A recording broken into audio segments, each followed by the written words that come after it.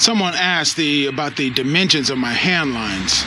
The only difference between the standard reel and the high capacity reel is the width of the reel. They're both the same diameter. This is a good example of my double capacity reels.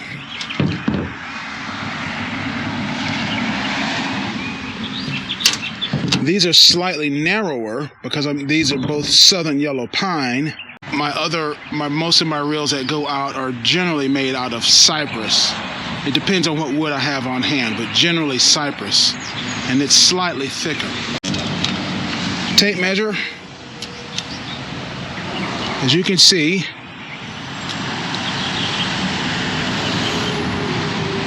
that's about 8.5 inches.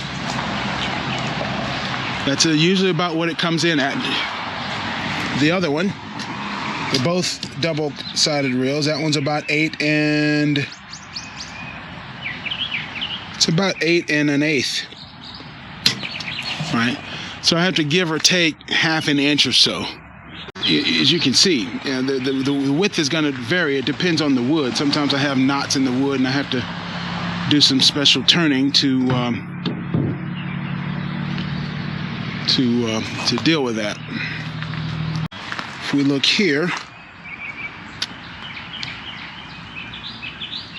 just shy of 3 inches.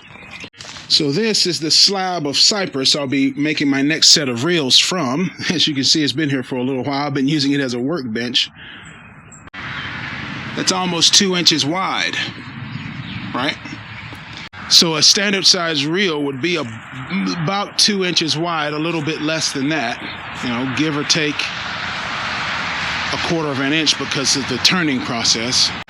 You can expect the high capacity reel to be about double that size, about 4 inches, and give or take 1/4 inch or so. For both reels, the width, the diameter remains the same. It's about 8 inches, sometimes 9.